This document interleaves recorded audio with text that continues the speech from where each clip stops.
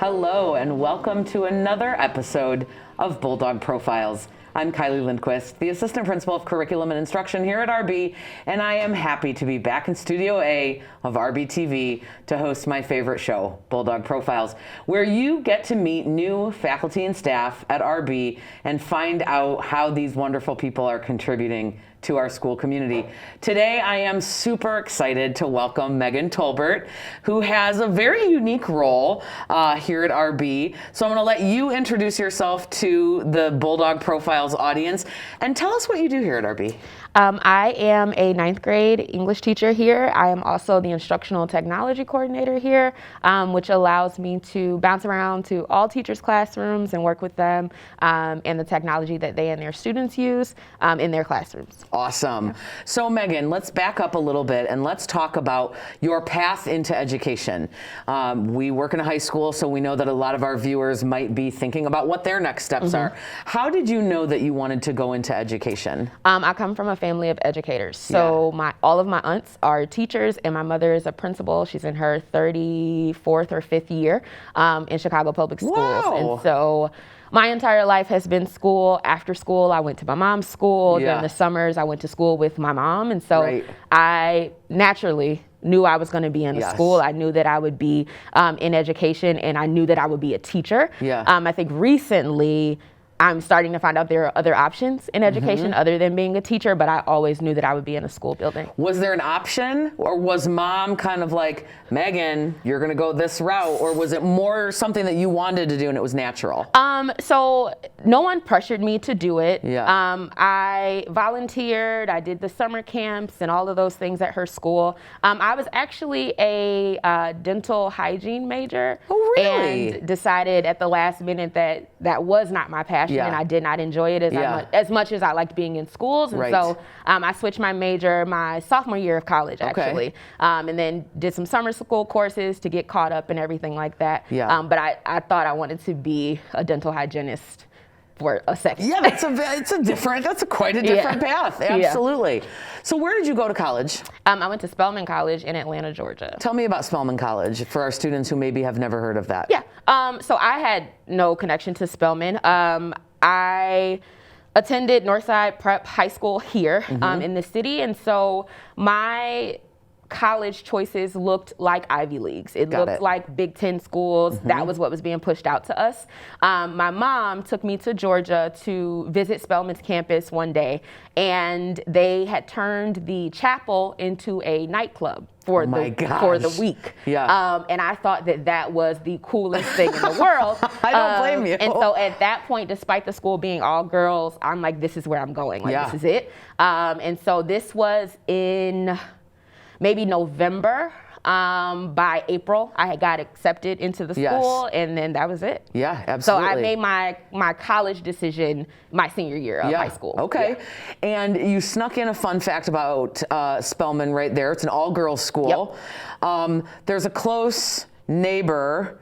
So it's the campus sits on like a triangle, right? So Spelman is all girls. Morehouse is all boys. And then Clark Atlanta is co-ed, and the 3 schools share a campus, share a common campus. And then they have their own campuses as well. And all 3 schools are HBCUs. Historically Black colleges and universities. Was that important to you making your decision? Did you know that you wanted to go to an HBCU? Not necessarily an HBCU, but I knew that the diversity was important.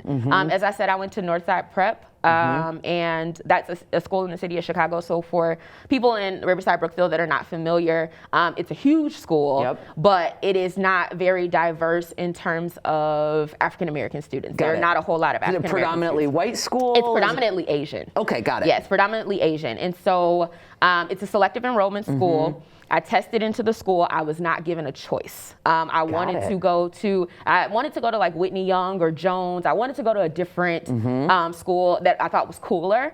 And my parents explained that Northside, at the time that I was in high school, it was the #1 school in the state. You couldn't pay for a better education, and so I got no choice in my high school decision. But I was then told that they had no say over where I went to college. And so yeah, Spelman to me looked Right. like fun. Absolutely. And I'm like, I'm going. And even though I made my decision literally based off of the chapel being turned Yeah. into a club, Yeah. my parents, they had given me that autonomy because they made me go to a particular high school. Yeah. They allowed me to choose my It's college. such a different experience than what our students, right, who you go to the middle school and the Yeah. next school. But when you're from Chicago, people don't necessarily understand how all those selective enrollment schools work, Yep. right? And how a student can really be set on going somewhere, like you mentioned, Jones or Whitney Young, and if they don't get in, right, that's yeah. a whole, I mean, that's just a whole different conversation Yep. we could have a whole show about. Yep. So you went to Spelman, you went into education, you left the dental hygienist path route.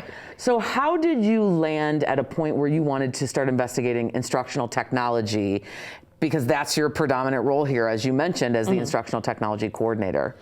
So my beginnings in education or in teaching were in a high school setting. Like I said, grew up in schools. I had watched my mom, I had watched my aunts teach, and I went in almost with a very traditional style of teaching. And I was bored to death, and the kids were bored to death. And so very early in my career, I was like, we're gonna watch a video about this instead of reading the book. Got it. We're gonna do this instead of that. You're gonna create this instead of that. And so I did that on my own for a while. And when I moved back to Chicago, I was teaching 7th grade. Okay. And in teaching 7th grade, I tried to figure out how to bridge, like, I wasn't here yesterday, or I'm getting pulled for this, or I have to do that. So I turned everything to Google Classroom. Okay. I was a Google Classroom teacher prior to the pandemic. Got it. So You beat that curve, yeah, right? So my you knew. entire class ran that way prior to the pandemic. The year before, I'm like, okay, well, maybe this is my thing. So that summer, I decided, let me look into some courses. Let me see what is offered. I decided to go to National Louis and to pursue the instructional technology coaching degree. Yeah. The pandemic happened in March. My classroom did not take a hit. Not at We all. transitioned very seamlessly. We finished the year very seamlessly. And at that point, I'm like, this is my thing. Yeah. I'm good at I this. can do this. I can do this, and I can do it in a way that I can help other people Yeah, do it as well. absolutely. So, yeah, it's taking that traditional teaching and turning it on its head that I like the most. Yeah. And they're still getting the products, they're still getting the information, but we can do it in fun ways. And I Yeah. think that's what I like, because I don't like to read, even though I'm an English teacher. Yeah. Like, I want to listen to it, or Yes, I want to sure. watch it. So Sure. just kind of giving that. What's been the biggest challenge transitioning from being a classroom teacher full-time to managing really that duality of existence that you have to manage every day? I know the classroom like the back of my hand. Yeah. And I think I miss the predictability of Yes. that. I miss the routine of doing the same thing 5 times in a row. Yeah. Or, I teach one period. So if things go wrong in that period, I don't get to fix it the next time. Yeah. That kind of gets to me. So I Yes. think I have a lot less interaction with kids too. Yes. Personal relationships with kids. Yeah. I miss those Yep. things. I love my one group though. I do love Yes. my one group, but Yeah. I think I wish I had more kids. Yeah, I more always students. think that when I moved into administration, you don't anticipate how much you're going to miss the classroom. Yep. But once you're in the classroom and the classroom is your thing and that's who you are, you miss parts of it because it's part of you is gone in a little bit of a way. What are some of the things that you enjoy doing outside of your role here at RB? What is it that you do for fun, or what are the kinds of things that kind of feed your soul? We know that educators need to take care of themselves and do something for themselves because they're putting so much out for other people. What feeds you outside of your profession? I like to do things. I, in high school, was a 3-sport athlete. Awesome. And so I love volleyball. If I can get anywhere near a volleyball court, I'm going to play. Yeah. If I can get on an intramural team, I'm going to play. Love it. I have dogs. Oh, I love it. So I have 2 dogs. One of them my sister keeps. So spending time with my dogs Yeah. is really important to me. for fun. I love to cook. Oh, all right. Love to cook. Love to do yoga. I'm a certified yoga teacher as well. Oh my goodness, I didn't know that. Yeah. So look those at are the you. things You that I are love a to jack do. of all trades, Megan. Yeah. I'm learning so much. Yeah. We just were talking before the show. You are starting to dabble into a little something at RB. Tell us about that. Two students earlier in the year reached out and they wanted to start a weightlifting club specifically for girls. So myself and another teacher have taken that on and are going to sponsor and co-sponsor that club. I, in 2013, trained for about a year and a half. With a personal trainer, just like to lift and things like I'm that. learning all these things.